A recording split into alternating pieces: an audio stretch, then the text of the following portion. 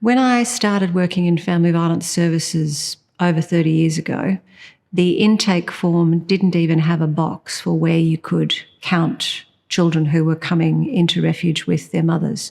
And there were often many children, and the service was not funded or resourced or designed in a way that was able to meet those children and young people's needs. That's not changed enough in all of those years. The Royal Commission found that children were, in most cases, treated as extensions of their mother. They were not recognised as victims of family violence who had their own experiences and their own needs. The recent Australian Child Maltreatment Study talked about in excess of 40% of children under the age of 16 have been exposed to family violence in Australia. That's 40% of all children. That's an incredible number. Children have inadvertently been overlooked because they haven't been recognised in their own right for the violence that they may be experiencing and the impact it has on them. If we're only responding to a child or a young person as an extension of their parent, we can be missing really important risks. And we see that in the horrific cases of children that are killed in the context of domestic, family and sexual violence, where the risk to mum was being addressed, was being held, was being assessed and managed, but nobody was looking at that child and young person in their own right. So in the inquiry called Lost Not Forgotten, we looked at the experiences of 35 children who had had child protection involvement and then died by suicide. When we looked at those children's experiences, we found that 34 of the 35 had experienced significant, serious family violence. We know from the evidence and the research that it can lead to significant physical, mental health issues, that can lead to them being involved in criminal behaviour and activity themselves. It can lead to homelessness. It can lead to disengagement from sources of support and education. So it can have an impact on their education, capability and attainment. It can have an impact, therefore, on their future career and employment prospects. It can have lifelong impacts on every aspect of their lives, including their capacity to have trusting relationships themselves. They're also working out in their own way where they fit in the world and who they are as a person. And all those things are very impacted when they're experiencing really significant trauma at the same time as going through that developmental process. Psychologically, socially, morally, physically. I think no matter where you sit in the social services system, everybody is concerned around the high rates of violence, maltreatment, abuse and suicide among children and young people experiencing violence. Everyone is committed to reducing the impacts because we see the evidence around prevalence, intergenerational transmission and the relationship between trauma and development. Progress has been slow and incremental, and we haven't seen the billions of dollars invested from the Royal Commission into family and domestic violence meaningfully translate into services for children and young people. Safe Steps started in 1979.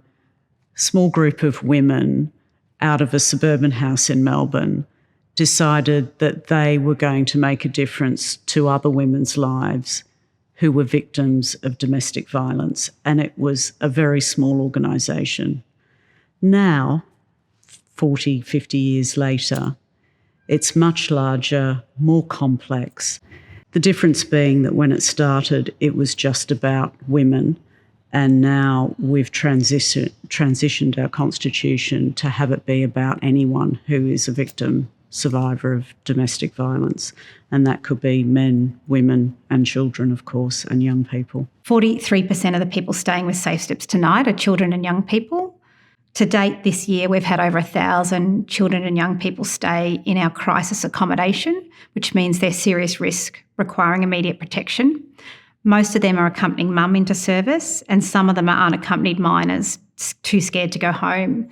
Safe Steps doesn't seek to duplicate or overstep its expertise, but we recognise that we need to do better in our small part of the ecosystem to support young people help seeking. We know there's many in adjoining sectors doing terrific research and service provision, and we're really interested in how we can better connect to provide a holistic client experience. All of us need to look at our systems, our processes, our policies, our procedures, to think about how we can better respond to the need, because that need is out there sitting within the community. And at the moment, the response isn't meeting the need. So we were really curious to see how other countries are doing this, what has worked and why. So from June to August this year, I was fortunate to get 12 weeks overseas through a Churchill fellowship to visit over 300 different organisations, individuals across 30 different cities with pure curiosity. How have others set up a system to support young people? What has worked and why? I chose to focus on young people because children and young people are not a homogenous group. And at Safe Steps, we're really worried about children being caught between the child systems and the adult systems. What we were most concerned about is the big gap in terms of an ecosystem of comprehensive supports available for young people. And we know that 34% of young people that have turned up at homelessness services in the last year are affected by family and domestic violence. I was hoping to achieve a few things. Firstly, the need for change. So I think there's unanimous agreement that services for young people are inadequate. Secondly was then to say, what can we learn from overseas countries that have done this well in order to accelerate our progress? Third was to create a coalition of the willing to galvanise across sectors to say, hey, we're here, we see the problem, we know the solutions, and it's time to get this done for young people. Which probably leads to the last purpose, which is really to reimagine the government approach to this. So how we pool our resources across portfolios to build a more comprehensive ecosystem of support for young people. I think it's important to reaffirm that the conversations we're having here in Australia are happening overseas. How do we better support young people, the changing nature of family and domestic and intimate partner violence, the role of technology? They're all global questions, and most countries are grappling with this. And there's some elements where I would say Australia and the state that I'm from in Victoria, where I would say we were further ahead, particularly as it relates to common risk assessments, information sharing, and seamless services for victims seeking help, mostly for adult services though. And then there's areas where I don't think our thinking has quite gone yet, and other countries have done some really interesting work, and there's things that we can learn from their approaches. There were 3 themes that I really saw across the 300 different organisations and experts that I met with. The first was around relevancy, being relevant to young people and providing helpful help. The second was around the use of technology and embedded models. And the third was around having dedicated spaces for young people and intensive wraparound services. What I mean by relevancy is if we want young people to seek more help when fleeing violence, we need to be in the places and spaces they go, providing helpful help and engaging and resonating in ways that are meaningful to them. There's a number of organisations that I thought were doing good work around being relevant to young people. One of them would be in the UK, an organisation called Safe Lives. It was really concerned about the prevalence of intimate partner violence between young people. Data collected across the UK painted a really grim picture. Children and young people aged 13 to 17 were experiencing the highest rates of abuse amongst all age groups across the UK. A quarter of girls and nearly 1 in 5 boys reported physical violence. Yet these voices were largely absent from the whole service support system. They were really determined to bridge this gap, and they took quite an innovative approach. They assembled a young panel of change makers, survivors who brought their raw experiences to the table, and they became the guiding light for the project at every single point, ensuring that every part was rooted in real experiences. As they delved deeper, they really uncovered a disconnect in the language of professionals and reality for youth. Terms like coercive control and intimate partner violence just fell flat. And instead, young people resonated with the words like toxic and harmful. This insight sparked the Talk About Toxic survey, and that validated what young people had been saying all along. They needed tools to help navigate the murky waters of relationships, what is and isn't okay, and how to distinguish between care and control. But how to deliver that information to young people was at the crux of the challenge. The answer came in the form of something called Draw the Line, which was an interactive digital platform built by young people. There was no logins, no personal data required, just real stories from teens about their relationships. Users could literally draw a line through potentially harmful behaviours, comparing their insights with peers and experts alike. The response was really overwhelming. Within weeks, thousands, tens of thousands of people had flocked to the platform, sharing their stories and seeking clarity. But the journey didn't stop there. Recognising that most young people turn to their friends for support, the team launched the Your Best Friends project. This initiative aimed to empower the invisible frontline, friends who often find themselves caught between loyalty and concern. As the Friends Can Tell campaign took off, dedicated youth roles were established across the entire UK, and it became clear that Safe Lives had tapped into something profound. They'd created a movement that not only spoke to young people, but empowered them to speak for themselves. Safe Lives, Draw the Line, and the subsequent work on the My Best Friend campaign and the young people dedicated roles are really good examples, I think, of research being put into action by authentically engaging young people in its co-production. It was relevant, it met a direct ask by young people, and it was used by young people. So when you ask me what's a good example of relevancy, I think this is a good one. It links data, voice, and practice and has a really tight implementation science approach. And it resulted in a raft of system and process changes across the UK. I think Sweden is another country that's doing some really relevant work. There's an organisation there called Unga Relationer, or Young Relationships, and it really is tackling the problem of intimate partner violence between young people specifically.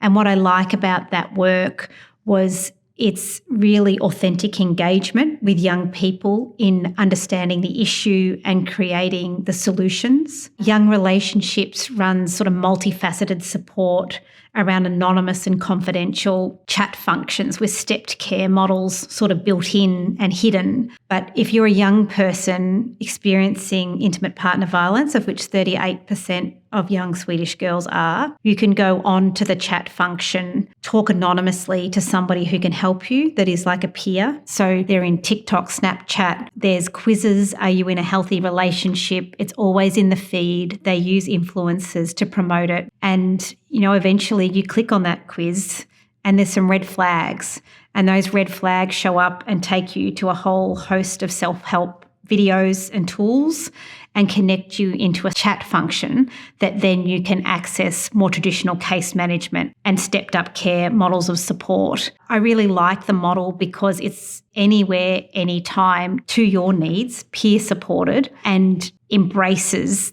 technology as a way to take the help to young people. Another example of an organisation taking help to the young places and spaces that young people go would be an organisation in the US called Safe Horizons. This is very acute, but I think it's relevant. So for young people that have witnessed homicide or attempted homicide, mainly of a parent, Safe Horizons will send out a rapid response team. It's free, independent of child protection, and it comes to you every day. And the whole point of that is to reduce the likelihood of long-term PTSD and help you cope with symptoms that you weren't experiencing yesterday, that you are all of a sudden experiencing in great depths today. So it's around dialing down the noise of trauma symptoms so that you can process and cope with the hope of reducing long-term PTSD. And it uses a model out of Yale's Trauma Centre. And I think it's a great example of taking helpful help directly to young people at their time of need. I think New York overall provides a more joined up and comprehensive ecosystem of supports for young people. The connective tissue is really clear between and amongst sectors, between education, child protection, family and domestic violence, justice, health, mental health. There is a more joined up client journey and ease of referrals in and out of the system. I saw some terrific programs that all joined around credible messengers in some of the boroughs of New York, paid mentors and coaches, navigator roles for health, services around restorative work for parents and children post-intimate partner violence. And it really made me understand the need for a comprehensive ecosystem and understanding and ease of referrals within for Australia. If we had a more comprehensive, joined-up ecosystem of services, we wouldn't see children and young people fall through the cracks, and we'd see tailored responses to meet individual needs and risks happen more easily and freely and frequently. I think a good example of how technology was being used could be seen in Canada with Kids Help Phone. That's Canada's #1 trusted charity and has 46 million contacts from children and young people a year. What I really liked about that model is it's a tech firm with a laser focus on kids, and it's really moved to a more gamified ecosystem of taking help to the digital places that young people frequent. So you'll see it embedded in Snapchat, Twitch, Roadblocks, TikTok, and it takes the help to the young people where they are. I also really liked its use of AI. It has a partnership with the Vector Institute, and it uses AI to both triage high-risk callers and texters. It uses AI to create early issue identification and help prompt call responders as to what might be helpful in the call. And it uses natural processing language to mirror the caller's language in order to create more trust in the interaction and be relevant to them by using their language. The evaluations of that have shown 90% accuracy in predicting what might be helpful to the young person. Now, of course, eliminating bias, data privacy, and all the issues with AI need to be looked at and protected. But what I really liked about Kids Help Phone is that we know young people go to their best friends and then they go online. In fact, the youth agency Foundry, that's huge across North America, 70% of young people will go and seek in-person help if they have a good online experience. And 90% of people will go online first. So how do we make that moment of help seeking really matter? And I think Kids Help Phone in Canada do a really good job of being in the places that young people go with helpful help and use technology to provide a more precise service provision. I think another good example would be Young Scot. So when you're young in Scotland, you receive a Young Scot card. It's your proof of ID. It gives you your free public transport and it has other services on it. And they really pride themselves on being a trusted source of information that young people can rely on. What you don't see as a Young Scot in that card is the stepped up model of services and introduction of supports as the young person gets older. So it's got a great value proposition because Young Scots use it every day to get on the bus or pay for their lunch or get proof of ID. But within that, there is services and indirect avenues of how to get support if you're experiencing violence, where and how. In terms of multidisciplinary teams and dedicated youth spaces, at the moment, depending on what door you go through, will largely determine what service you'll receive. So whether you go through homelessness, mental health, or family and domestic violence or child protection services. And I saw some models overseas that had specifically designed spaces for youth with intensive wraparound services to meet their needs. Examples of this would include the Barnahus model in the Nordic and European countries and the children, youth and advocacy centres that are across North America. where the child or the young person goes to one place and all the services required wrap around them there. What I find in many spaces, though, is they're still geared towards children. And so there's a couple of places that I saw that were purposely designed for youth, by youth, with youth, that I think did this really well. The first would be the Summit Centre for Youth Resilience in Calgary. It uses mental health as the entry point for all other services that are on site. It's probably the place that I thought was designed most specifically for young people's privacy and confidence. It had drop-in services, it had outreach services, and it used really interesting, engaging ways to get young people to engage in services with agency, choosing where they wanted to go first. But what I really learnt there was the intersection of architecture and youth-designed spaces can make a really big difference in reducing visual stress and creating an environment that felt like it was for young people. When I was at the Luna Children, Youth and Advocacy Centre in Canada, a 12-year-old boy who had experienced significant sexual assault asked if he could have his party at the Luna Centre because it had become such a safe place for him. And given what he had been through, that's a lot. So I think they do a really great job of being children and young person centred, and then all the services that person needs comes to them. So on site at the Children, Youth and Advocacy Centres, there is child protection, there's forensic services for sexual assault, there's remote court and justice services, there's social workers, there's police, there's therapy, there's clinical services. The child or young person goes to one place and all the services that person needs goes to them. And it's triggered by disclosure or help seeking, not needing to be triggered by a crime being committed. So in terms of acting as an early intervention tool, I think it's really effective before a crime has necessarily been committed. All the places that had intensive wraparound services and dedicated spaces that I visited across the world had some really common elements underpinning. They really had dedicated specialists that could speak to youth. They did needs and risk assessments for youth, not just mum. They recognised that when there is family and domestic violence, there's often other things going on in the house around maltreatment, and those needs were met. They provided relevant and help-seeking promotion materials. 29% of young people in Victoria know where and how to get help from family and domestic violence.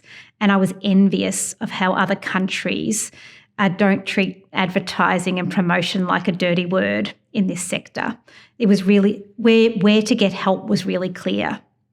The other things that were common elements across all the places that had wraparound services and dedicated spaces, the services were tailored.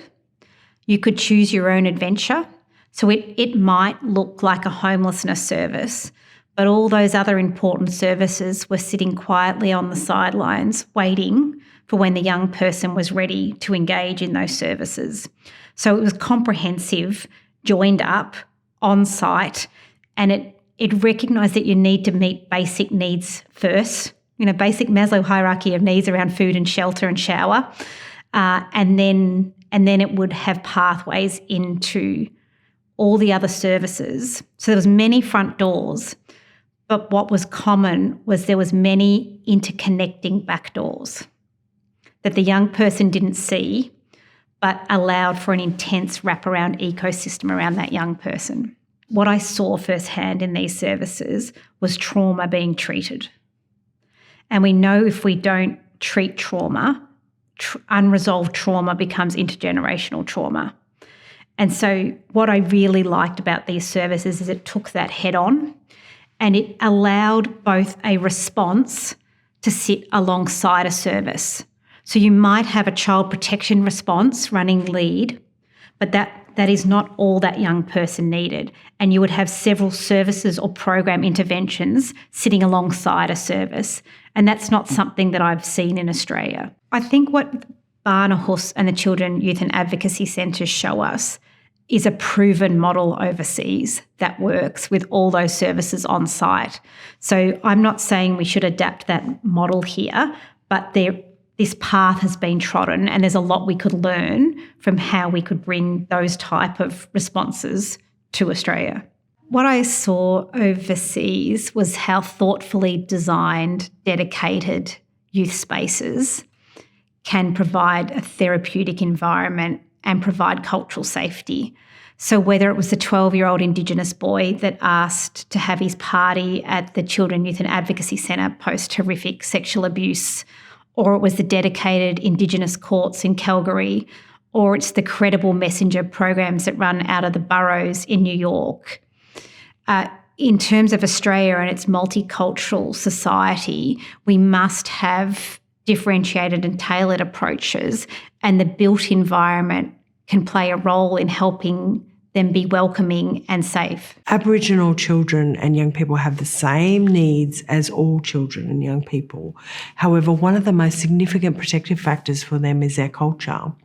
And so we really need to focus on bringing culture into our services and our systems and supporting them in their connection to their culture. There wasn't one of the 300 meetings I went to where the importance of hearing and embedding young people's voices wasn't stressed as the most important thing that we need to do, regardless of whether it's naming a program or a room or designing where young people access or how they access support.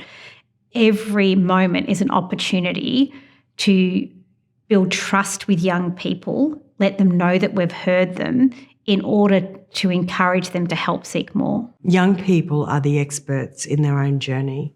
We need to find ways to very deeply listen to them. We need to hear their voice and we need to be able to act on their voice. So we need to do things that are meaningful to them in the right time, in the right space. We need, at a holistic level, a comprehensive ecosystem of supports for young people. Not individual programs or services, but a comprehensive menu of services with interconnecting front and back doors. Now, that needs to be tailored to developmental ages and stages for young people. We need greater promotion and awareness of support services that already exist. We need youth-specific policy and programmatic responses. We need services that respond to the specific type of violence young people are experiencing. We need to embrace technology and more embedded models. We need to really have a hard look at how relevant we are to young people. And we need to have dedicated spaces that wrap around young people and allow agency in where and how they go through service systems. Where there was evidence of great outcomes, the number one thing you saw was multiple sectors working together with a shared responsibility of healing and recovery for the young person. It sounds easy, but it's much harder in practice. I saw several examples where multiple sectors came together, stayed focused, rowed in the same direction and got the results they needed. And in terms of the implications here in Australia, I'm just really keen to work with our adjoining sectors around how we can provide a more joined up, comprehensive experience and learn from how they're being relevant using technology and providing places and spaces that are therapeutic for young people. If we are going to see a change in a generation, then we have to really invest in children and young people up front more than we are now. I think that some of the things that will be very different if we do invest in children and young people is we will see reductions in intergenerational trauma. We will see improvements in young people's mental health. We will see improvement in their capacity to, go on and live fulfilled lives themselves. So we will see their life trajectories improving, and that will have an impact across the whole community. In 10 years' time, I'd hope to hear from government that children and young people are a focus of every decision, every policy, every service design, every piece of investment in reform. There's a conscious understanding about what children and young people need and some attention to that. And I'd also be hoping to hear from government and policymakers and academics and those who run services that they have ways of hearing from and working directly with children and young people with lived experience to try and make what they're doing better. We'd see tailored services for young people. We'd see dedicated spaces. We'd see multiple physical and digital help access points. We would see a comprehensive menu of services where you can choose your own adventure and allow agency. We would see an evidence base that tells us what is and isn't working in the youth space. We would see really positive feedback from young people around what happened to them. We'd have longitudinal studies showing us what has happened and how it's helped. We would also hopefully see less violence because the prevention and early intervention work would be stemming the tide. We would see young people telling us they had agency and they're more confident in navigating services. We'd see more technology and we'd see more embedded models taking the help to young people where they are in the places and spaces that they frequent. And we would see